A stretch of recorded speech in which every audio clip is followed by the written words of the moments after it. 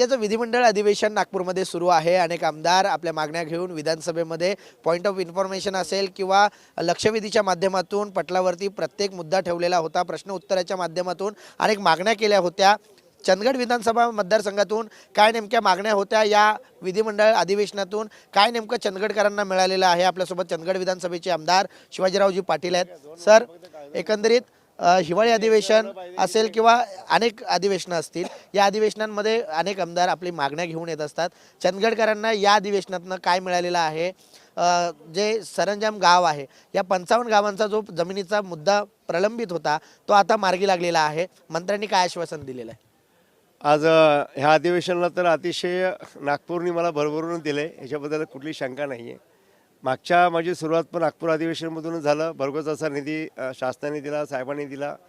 आणि आत्ताच्या अधिवेशनामध्ये हेरे सरंजाम हा 55 गावातला विषय प्रलंबित होता आणि जमीन आमच्या नावावर आहेत, आम्ही कसतो आणि आम्हाला त्याचं कुठे बँकिंग लोन असेल किंवा कुठलं असेल तरी ते होत नव्हतं। वर्ग जमीन 2ची जमीन 1 करण्यामध्ये खूप अधिकाऱ्यांना खूप प्रॉब्लेम येत होते।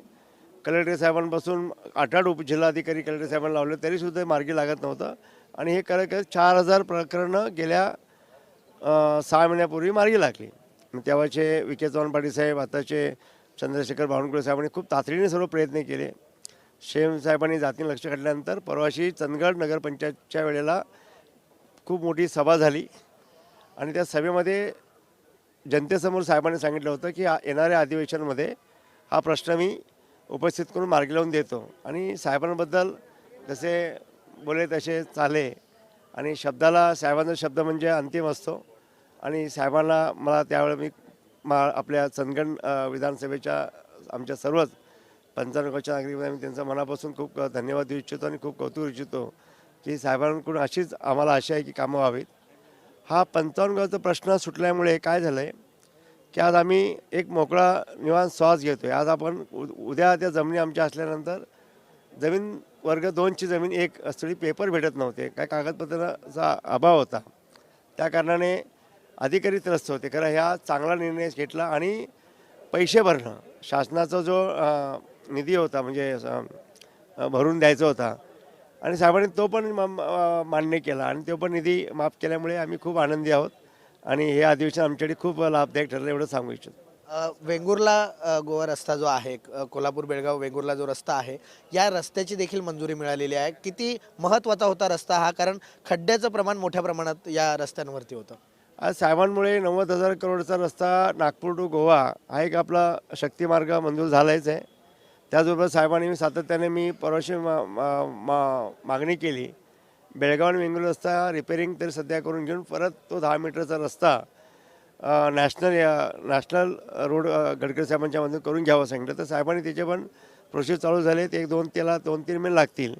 कारण आत्ताच आमचे आदरणीय मंत्री महोदय शिवेंद्रराजे भोसले साहेब यांनी मान्यता दिली, एक 25 करोडचा रिपेरिंगसाठी निधी म्हणून येणाऱ्या अधिवेशन संपल्या तर 4-8 दिवसामध्ये 100% होऊन जाईल आणि तो पण मार्गी लागल्यासारखं तर जमेल। सर, एक शेवटचा प्रश्न आहे। देवेंद्र फडणवीस ज्यावेळेस चंदगडमध्ये होते त्यावेळेस त्यांनी एक शब्द वापरला की मी एक कोरा बेरर चेक आहे शिवाजीराव पाटलांसाठी। जेव्हा आमदार नव्हते तेव्हा सुद्धा निधी दिला, आता तर आमदार आहेत, चंदगडकरांचे सर्व प्रश्न मार्गी लावणं। नाही, मला स्वतःबद्दल असं म्हणणं नाही, कारण मी स्वतःला खूप भाग्यवान समजतो की असं दैवत आमच्या पाठीशी आणि अशा नेते लाभले आपल्याला आणि त्यांच्या भरोश्यावरती मी काही शब्द जनतेसमोर मांडतो आणि एवढा प्रचंड आत्मविश्वास असतो की साहेब नक्कीच होऊन जाईल।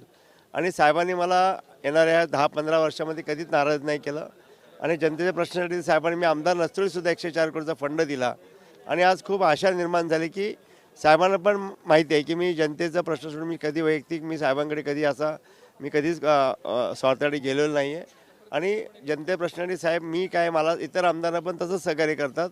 खरं मला विशेष वाटलं की मला एक बॅरल कोरा चेक दिल्यामुळे मी खूपच आनंदित झालो आणि मला उत्साह पण वाढला आणि मला जिम्मेदारी पण वाढली की साहेबांचा एवढा प्रचंड विश्वास असल्यामुळे आम्हाला आणि ताकदीने आम्ही काम करू शकतो, जनतेचे अजून ताकदीने प्रश्न सोडू शकतो। आणि आत्ता पण साहेबांनी कमीत कमी 15-20 पत्रामध्ये सह्या केल्यानंतर असं वाटलं की किंवा असंच परमेश्वर घडू दे आणि जनतेची सेवा आमच्या हातून घडू दे।